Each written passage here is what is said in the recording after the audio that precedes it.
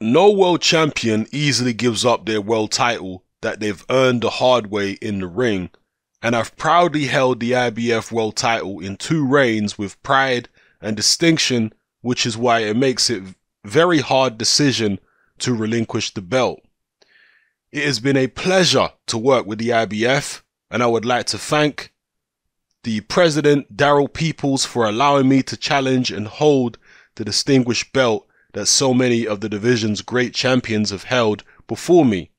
It has been an honor to be recognized as the IBF world champion, and I hope that by now vacating it will ease the transition to determine a successor between the interim champion Jose Uzcategui and the next highly ranked available contender. I've achieved so much in my career: Olympic gold, British, European, and international titles, and 2-time world champion, and I believe I'm at the top of my game right now. I'm in the final phase of my career where I have a few good years left where I can be involved in massive fights and really have a legacy in the division's history. My team have been working very hard behind the scenes, and we've got some very big and exciting news to announce soon.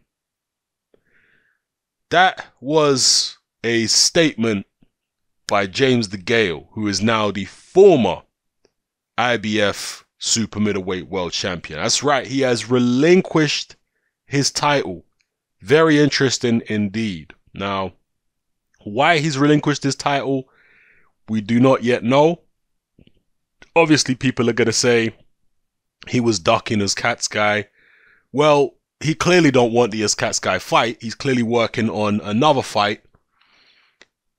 The question is, which other fight is he working on? He says there's going to be massive news to be announced.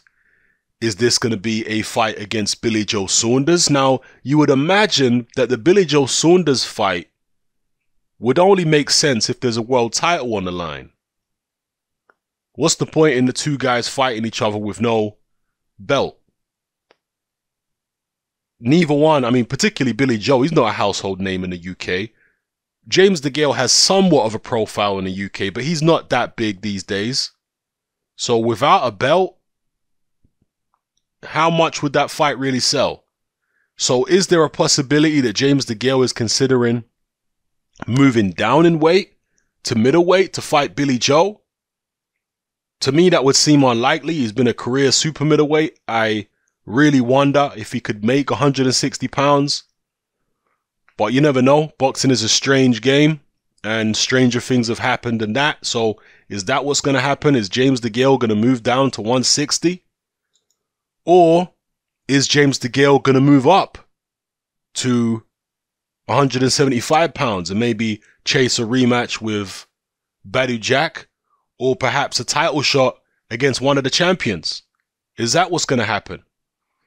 Could it be James Degale versus Chris Eubank Jr.?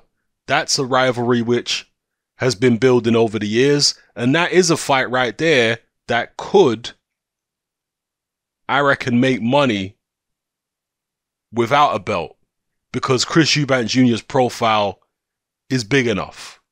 So I don't know. I'm following this story with interest. I want to find out exactly why James Degale has chosen to vacate his IBF belt. Obviously, again, we know he didn't want to face the mandatory, but what does he have as an alternative to facing his mandatory? You know, what has he got as an alternative which is so good that he would relinquish his IBF belt for it? Let me know what you think in the comment section below. One of the early reactions I saw from people was they thought that James Degale was retiring, but from what he said in his statement there, nah, there's no indication that he's retiring. He's talked about how he's got a few good years left in him, in his opinion. So we'll see. Let me know how you feel about this in the comment section below, people. It's happening. I'm out.